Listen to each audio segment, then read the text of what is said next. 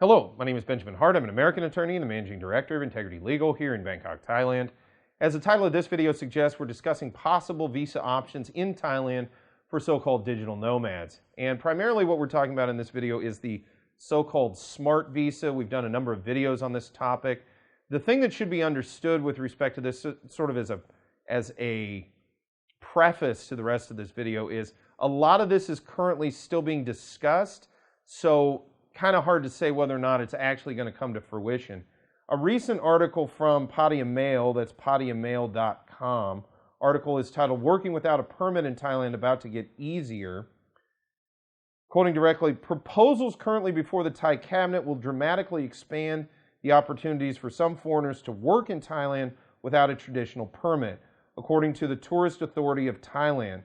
The detail has already been agreed by the Regulatory Board of Investment and the Top Health Committee, the Center of COVID-19 Situation Administration.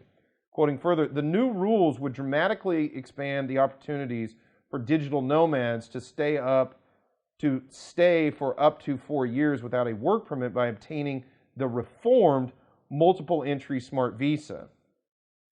Quoting further, smart is not suitable for the typical nomad. A lot in this article. Again, pattayamail.com article is "Working Without a Permit in Thailand About to Get Easier."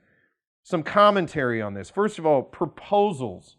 We've seen a lot of proposals in the last year regarding possible changes to the immigration system, changes to different protocols associated with entering Thailand. We've just seen a lot of proposals generally. I've been talking about the travel bubble scheme, for example, for nearly a year, and we haven't seen anything come to fruition on that score.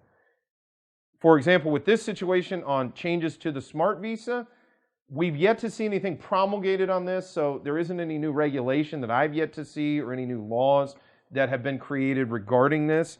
Yeah, I do think that there are multiple ways in which, quote-unquote, digital nomads could benefit from the smart visa scheme. Another thing to think about, people bring up the fact a lot, as noted in the title of this article, that work permits are not required on smart visas.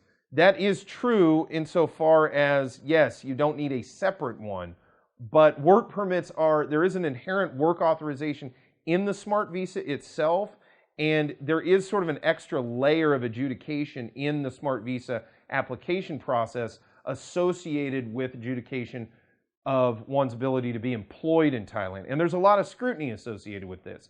So folks who are looking at this, there may be, depending on the circumstances, it may in some circumstances be better to just seek a standard B visa and a work permit, as there may be less scrutiny, or the circumstances of the case that may be a better fit.